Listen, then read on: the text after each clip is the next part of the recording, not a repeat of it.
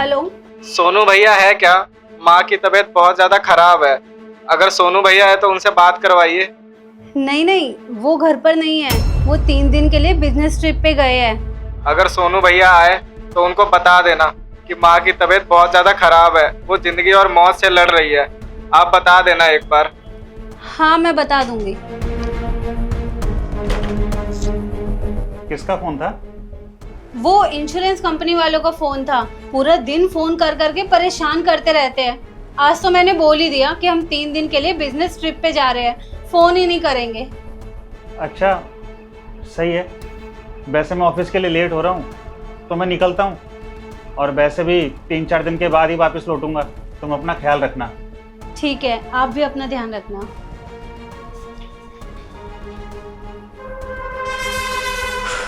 Thank God कि इनको पता नहीं चला कि इनके घर से फोन था। सारा पैसा अपने घर वालों पर लुटाते रहते हैं और फ्यूचर प्लान्स के बारे में तो कुछ सोचते ही नहीं है। इनके घर से माँ और इनके भाई का फोन आया था, बिल्कुल नहीं बताऊंगी।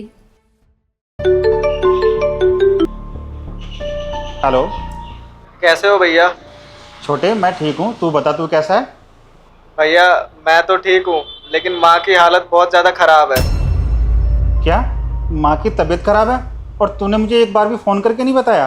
भैया एक बार नहीं, मैंने आपको 1000 बार कॉल किया, लेकिन कॉल भाभी ने उठाया और उन्होंने एक बार भी आपसे बात नहीं करवाई। छोटे, इसके बारे में तो मुझे कुछ भी नहीं पता। भैया मुझे नहीं पता क्या चल रहा है, लेकिन ऐसे ही चलता रहा तो हम माँ को खो देंगे। तू टेंशन मत ले, तू वहीं रुक, मैं आता हूँ।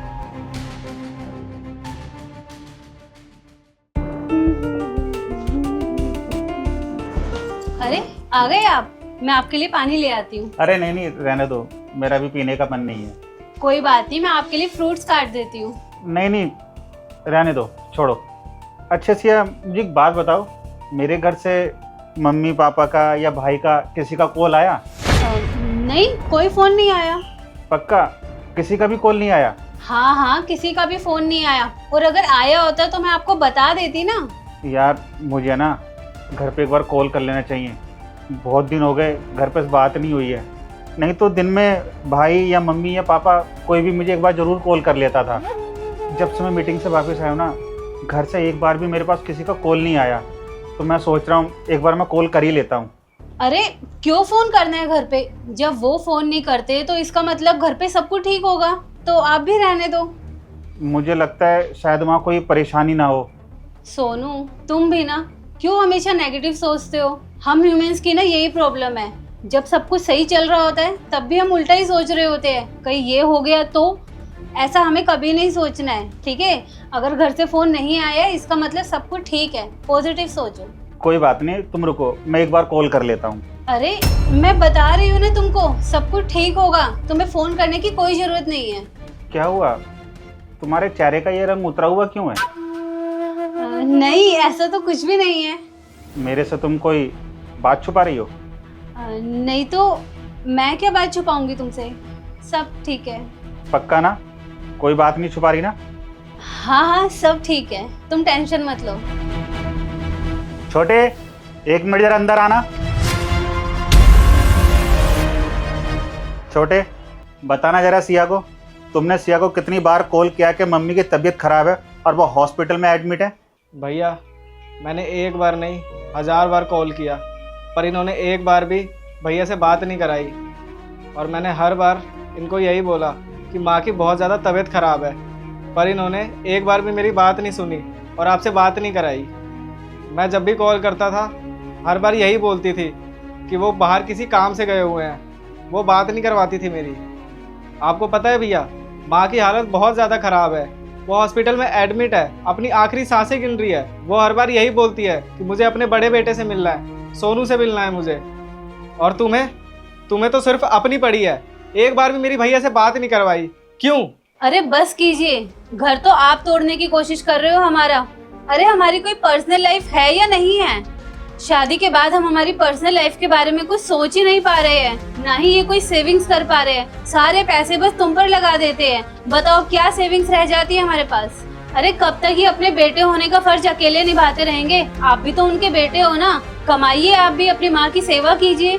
हमेशा बड़े बेटे का ही फर्ज थोड़ना होता है पूरा घर संभालने का, माँ की सेवा करने का। छोटे बेटे का भी तो कोई फर्ज होता होगा ना। लेकिन आपको तो ये बात समझ ही नहीं आती है। अरे हम लोग अपने घर गृहस्थी में टाइम नहीं दे पा रहे हैं, कोई सेविंग्स नहीं कर पा रहे हैं, सिर्फ और सिर्फ आप लोगों की वजह से। इसीलिए नहीं बताया मैंने। सिया, वो मेरी माँ है, और माँ को लेके कैसी परेशानी। और तुम किस पैसे की बात कर रही हो? उस पैसे की जो मैं आज अपनी माँ के बदौलत कमा रहा हूँ। और आज मैं जो कुछ भी हूँ ना, अपनी माँ के बदौलत हूँ।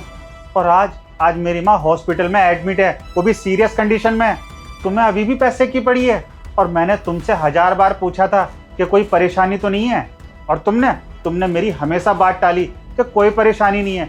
जब मैं तुमसे गांव जाने के लिए कहता था तो तुम मुझे हमेशा टोकती थी और रोकने की कोशिश करती थी। क्यों? सोनू, जब भी तुम अकेले गाँव जाते थे तो मुझे यहाँ बहुत घबराहट होती थी, मैं अकेले रह नहीं पाती थी। तो मैं तुमसे बोलता तो था कि मेरे साथ गांव चलो, पर नहीं, तुम्हें तो गांव जाना नहीं था, क्योंकि तुम्हें तो शहर में एसी में रहना है ना। वहाँ गांव में पंखे में रहोगी, वहाँ गर्मी होती है। तुम्हें ना हमेशा अपने कंफर्ट की पड़ी रहती है। कभी तुमने मेरे परिवार के बारे में सोचा है? आई एम सॉरी, मुझे ये नहीं पता था कि माँ की इतनी ज़्यादा तबीयत खराब है। मुझे बस हमेशा यही लगता था कि ये दोनों बस तुमसे पैसे ही उड़वाते रहते हैं, इसके अलावा इन्हें कोई काम ही नहीं है। बस इसीलिए मैं आपको इन सबसे दूर रखना चाहती हूँ। मैं भी चाहती हूँ कि हमारी एक अच्छी लाइफ हो, अच्छा लाइफस्टाइल हो। बस इन लोगों की वजह से हम अपनी जिंदगी में आगे बढ़ ही नहीं पा रहे हैं, और ना ही हम एक दूसरे को अच्छे से टाइम दे पा रहे हैं। तुम्हें अभी भी अपनी पड़ी है? तुम्हें मालूम है ना, मेरी माँ अभी भी हॉस्पिटल में एडमिट है। छोटे, माँ कौन से हॉस्पिटल में एडमिट है? भैया वो 4 किलोमीटर दूर सिटी हॉस्पिटल है ना, वहीं पे एडमिट है। छोटे, जितना भी पैसा लगेगा ना वो मैं लगाऊंगा, तू चल मेरे साथ। और हाँ, तुम खड़े खड़े क्या देख रही हो? अगर तुम्हें कोई परेशानी हो ना तो जा सकती हो तुम अपने मायके। चल छोटे। हाँ चलिए भैया।